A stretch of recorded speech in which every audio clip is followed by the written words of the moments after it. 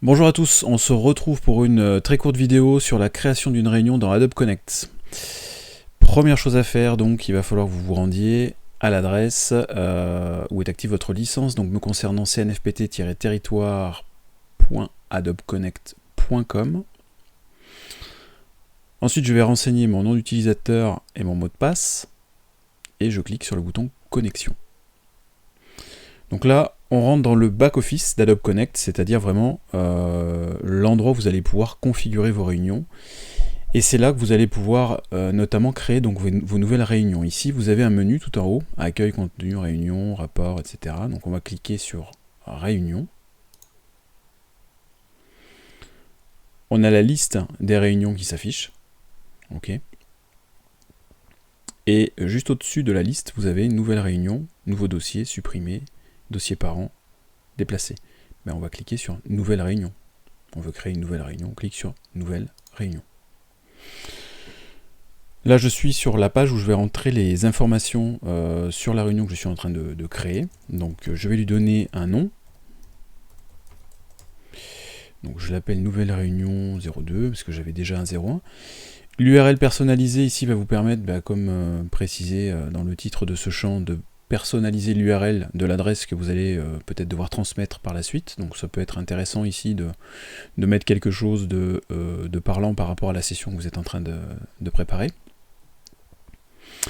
Ensuite, vous allez définir la date et l'heure de début et la durée approximative de votre session de webinaire. OK. Concernant les accès, donc moi je touche à rien ici, je laisse les gens venir dans la salle de réunion sans avoir à les confirmer lors de leur arrivée. En dessous, petite chose intéressante ici, j'ai la possibilité de choisir l'interface de l'application. Donc par défaut, vous êtes sur une vue classique. La vue standard, c'est la vue qui est préconisée donc d'utiliser tout simplement parce que la vue classique va bientôt disparaître. On est dans une période de transition, donc on peut encore utiliser la vue classique, mais je vous conseille plutôt de vous orienter vers la vue standard. Une fois que vous avez terminé de remplir toutes les informations à ce niveau-là, vous allez cliquer sur suivante, en fait, tout simplement pour pouvoir passer à l'étape suivante, qui est l'étape où vous allez choisir les gens que vous allez inviter dans votre réunion. Donc cette étape-là, vous pouvez la faire ultérieurement. Quand vous revenez sur la configuration de votre réunion, vous avez la possibilité de revenir sur ce panneau pour ajouter des personnes et inviter des personnes dans votre réunion. Donc je clique sur suivante, je ne fais rien à ce niveau-là, je ne suis pas obligé en fait de configurer tout ça. Là c'est pareil, l'envoi des invitations, comme j'ai défini personne a priori, j'ai pas d'invitation à envoyer, donc je vais cliquer sur terminer. Donc vous voyez, c'est très rapide. Et là je suis dans les informations donc, de ma réunion, une fois que j'ai terminé la création de ma réunion. Je vois bien le titre ici, nouvelle réunion 02. Je n'ai pas touché à la date et l'heure, bien évidemment, il aurait peut-être fallu que je le fasse si j'avais créé une vraie session de réunion. Et là j'ai l'URL, donc très important, l'URL c'est vraiment ce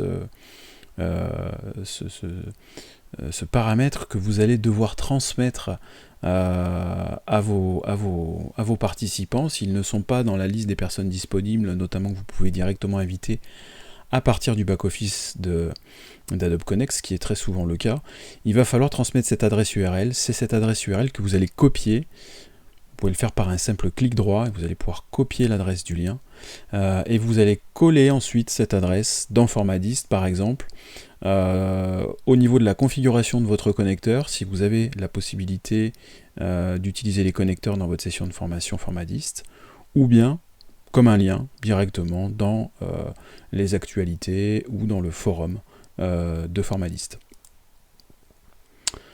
Si je reviens voir au niveau des réunions pour avoir la liste des réunions que j'avais tout à l'heure, en cliquant à nouveau ici donc sur réunion, eh bien je vais avoir la liste, je vois bien apparaître une nouvelle réunion 02, celle que je viens de créer. Si je veux rentrer à nouveau dans les informations de la salle, je clique dessus et je récupère mon adresse URL si j'ai besoin de la transmettre à nouveau. Je pourrais modifier les informations, d'accord, modifier les participants, lancer mes invitations, etc., etc. et également accéder aux enregistrements. Voilà. Donc on a terminé pour la création d'une réunion sur Adobe Connect en utilisant donc le back-office d'Adobe Connect. Merci beaucoup et à très bientôt pour la prochaine vidéo.